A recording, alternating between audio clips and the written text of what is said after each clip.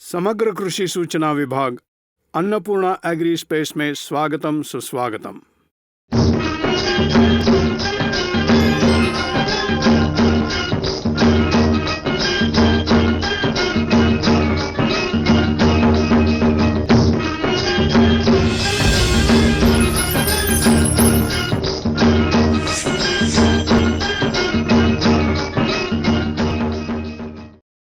इस एपिसोड में हम द्वितीय पोषक तत्व, उनके उपयोग और उन्हें कैसे इस्तेमाल करना है इसकी जानकारी लेंगे। आप सभी किसान ज्यादातर प्रथम पोषक तत्व जैसे कि नाइट्रोजन, फास्फोरस और पोटैश इन्हीं पर लक्ष्य केंद्रित करते हैं, लेकिन द्वितीय पोषक तत्व या सूक्ष्म धातुओं पर आप ध्यान नहीं देते, मतलब उन्हें अधिक महत्व नहीं देते, उसकी आवश्यकता ही नहीं ऐसा समझते हैं। मैंने पहले ही एक एपिसोड में बताया है कि पौधा और 16 मूल तत्व, पौधे के जीवन में इन 16 मूल तत्वों का सहभाग कैसा है। मतलब हर एक मूल तत्व पौधे के जीवन चक्र में मुख्य भूमिका निभाता है। एक कम या अधिक हो सकता है। एक अवस्था में एक की आवश्यकता अधिक हो तो दूसरी अवस्था में कम, लेकिन हर दशा में ये सभी पोषक तत्व आवश्यक है। सभी मूल तत्व पौधे को आसानी से उपलब्ध हो तो ही पौधा पूरी तरह से अपने जीवन काल को स्वास्थ्यपूर्ण ढंग से पूरा करेगा और अधिक अच्छे परिणाम देगा। पौधे को उगाने में हमें ये सावधानी बरतनी चाहिए। ज़्यादातर हमारे किसान भाई अपनी ज़मीन में इन द्वितीय पोषक तत्वों को इस्तेमाल नहीं कर रहे हैं, लेकिन उनका महत्व भी बहुत है। जैसे पहले बताया है, द्वितीय पोषक तत्वों की भूमिका पौधे के जीवन चक्र में 3% होती है। द्वितीय पोषक तत्व जैसे कैल्शियम, मैग्नीशियम और सल्फर ये समान रहेंगे। इन तीनों की भूमिका 3% होती है, मतलब हर एक की भूमिका समान तरीके से 1% होती है। इन द्वितीय पोषक तत्वों को सॉइल कंडीशनर कहते हैं। ये ज़्यादातर आपके घरों में आपके बच्चों के लिए इस्तेमाल करते हैं। वैसे हेयर कंडीशनर आप अपने घरों में इस्तेमाल करते हैं ना। अभी के जनरेशन में लोग इसे इस्तेमाल करते हैं। कंडीशनर का मतलब मुलायम स्वभाव होने वाला। हेयर कंडीशनर मतलब हमारे बालों को कोमल बनाने वाले चीज को हेयर कंडीशनर कहते हैं। मतलब इन द्वितीय पोषक तत्वों को कंडीशनर इसलिए कहते हैं कि वे जमीन को मृदुता देते हैं। ये द्वितीय पोषक तत्व जमीन कठिन हुए बिना कम सांद्रता से, मतलब जितनी सांद्रता चाहिए उतनी ही होकर कोमल स्वभाव हो तो पौधे की जड़ व्यवस्था की वृद्धि होकर वो स्वस्थता से बढ़ता है। मृदु स्वभाव देने में इन द्वितीय पोषक तत्वों की भूमिका बड़ी होती है, इसीलिए इन्हें सॉइल कंडीशनर कहते हैं। इतना ही नहीं, जमीन को उसके स्वभाव को जल्दी से सहज लक्षणों को छोड़े बिना ये 3 द्वितीय पोषक तत्व बचाते हैं। इसीलिए इसका महत्व बहुत होता है। इनकी भूमिका 3% हो तो भी अगर वो 3% ना हो तो सभी जीवन प्रक्रिया अच्छे से नहीं होगी। इसलिए पौधे के जीवन चक्र में 3% होने वाले इन द्वितीय पोषक तत्वों को हमें जरूर इस्तेमाल करना चाहिए। इन द्वितीय पोषक तत्वों में से हर एक के बारे में हम जानेंगे।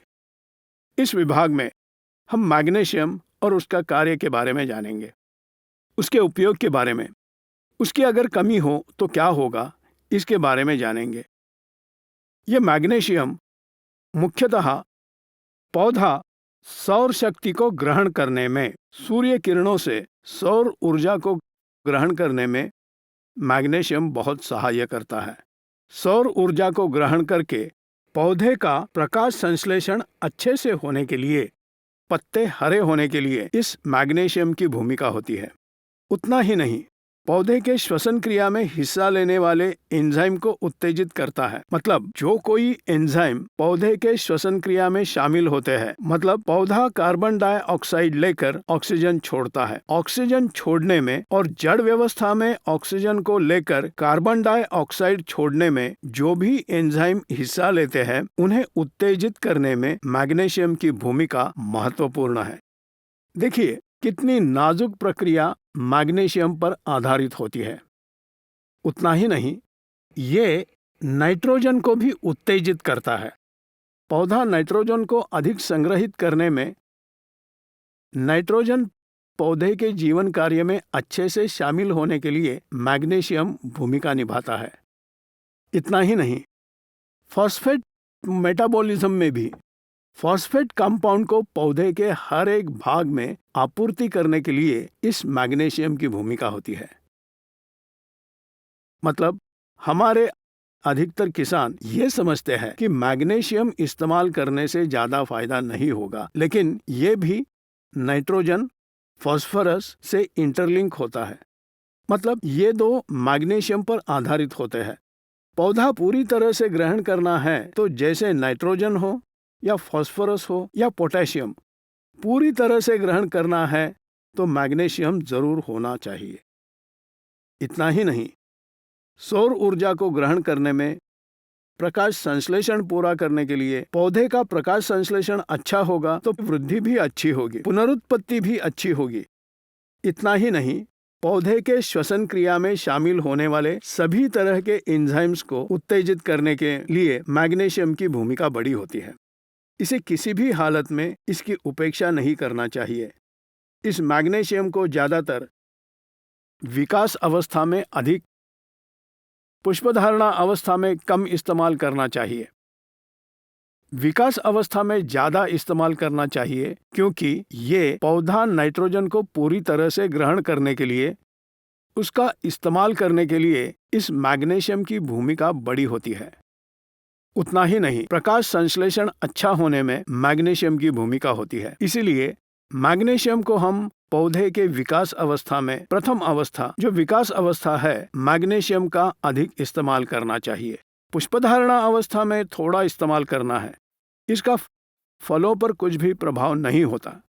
लेकिन हमने विकास अवस्था में और पुष्पधारणा अवस्था में जो मैग्नीशियम का इस्तेमाल किया है, वो ही फलधारणा अवस्था में भी आपूर्ति करेगा। मतलब फल धारणा होने के लिए जितना जरूरी है उतना पोषक द्रव्यों की आपूर्ति करने के लिए मैग्नीशियम योगदान देता है। इसीलिए हमें किसी भी हालत में इस मैग्नीशियम को नज़रअंदाज नहीं करना है। तो इस प्रकार इसको इस्तेमाल करने से पौधा स्वास्थ्यपूर्ण और अच्छी तरह से बढ़ता है। उतना ही नहीं, फॉस्फेट कंपाउंड को पौधे के सभी भागों को आपूर्ति करने के लिए सहायक करता है, नाइट्रोजन को अधिक ग्रहण करने में सहायक करता है और उसका पूरी तरह से उपयोग होने में मैग्नीशियम सहायक करता है।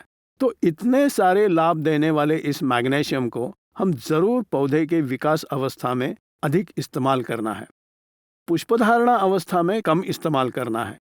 रेतीली जमीन में मैग्नीशियम कम होता है। इसलिए अगर हम पोटेशियम या अमोनियम नाइट्रेट को अधिक इस्तेमाल करते हैं, मतलब जरूरत से ज़्यादा फिजूल इस्तेमाल करेंगे, तो मैग्नीशियम की कमी होती है। मैग्नीशियम को पौधा ग्रहण नहीं कर पाता, इसलिए उसे आवश्यकता के अनुसार देना चाहिए। उतना ही नहीं, मैग्नीशियम की कमी होने से पौधे के नीचे के पत्ते, मतलब निबर पत्ते, उनमें मैग्नीशियम की कमी दिखाई देती है। पत्ते के नसों में हरा रंग ही होता है, पर उसके बीच का हिस्सा हल्का पीला रंग में बदल देता है। मतलब पत्तों के सभी नसें हरे रंग में स्पष्ट रूप से दिखाई देते हैं, लेकिन उनके बीच का हिस्सा हल्का पीलापन में बदल जाता है। इस वक्त हमें मैग्नीशियम, जो मैग्नीशियम सल्फाइड के रूप में उपलब्ध होता है, इस मैग्नीशियम सल्फाइड को विकास अवस्था में 15 किलो, पुष्पधारणा अवस्था में 10 किलो इस्तेमाल करने से मैग्नीशियम की कमी को पूरी कर सकते हैं। इसलिए हर किसान को प्रथम पोषक तत्वों के साथ मैग्नीशियम को भी प्रथम जो विकास अवस्था होती है उसमें ज़्यादा, पुष्पधारणा अवस्था में थोड़ा कम, लेकिन जरूर देना ही चाहिए। नहीं तो नाइट्रोजन के ग्रहण में, फास्फोरस के ग्रहण में पौधे को यह मैग्नीशियम, मतलब उनको ग्रहण करने में मैग्नीशियम सहाय करता है। उतना ही नहीं, श्वसन क्रिया में शामिल होने वाला कई प्रकार के एंजाइम्स को उत्तेजित करता है। इसीलिए जब भी कभी मैग्नीशियम सल्फेट की कमी होती है तब ये क्रिया रुक जाती है। मतलब केवल नाइट्रोजन या फास्फोरस को उपयोग करने से कुछ भी फायदा नहीं होगा। इसलिए द्वितीय पोषक तत्वों में से एक इस मैग्नीशियम को पौधों में जरूर इस्तेमाल करना ही चाहिए। अभी से हर किसान ने प्रथम पोषक तत्वों का हम जितना उपयोग कर रहे हैं हमारे खेत के फसल के अवधि में, उसके आधे हिस्से में हम द्वितीय पोषक तत्वों को जरूर इस्तेमाल करना चाहिए। आगे वाले एपिसोड में हम इन द्वितीय पोषक तत्वों को किसको किस दशा में कितने किलो देना है इसका विवरण करेंगे। यह है मैग्नीशियम और पौधे के जीवन में उसकी भूमिका, उसकी कमी हो तो क्या होगा, यह सब आज इस विभाग में मैंने स्पष्ट बताया है। इसीलिए अभी से हर किसान ने मैग्नीशियम की आवश्यकता समझकर हर फसल में मैग्नीशियम पौधे को उपलब्ध होगा ये देखना चाहिए। धन्यवाद।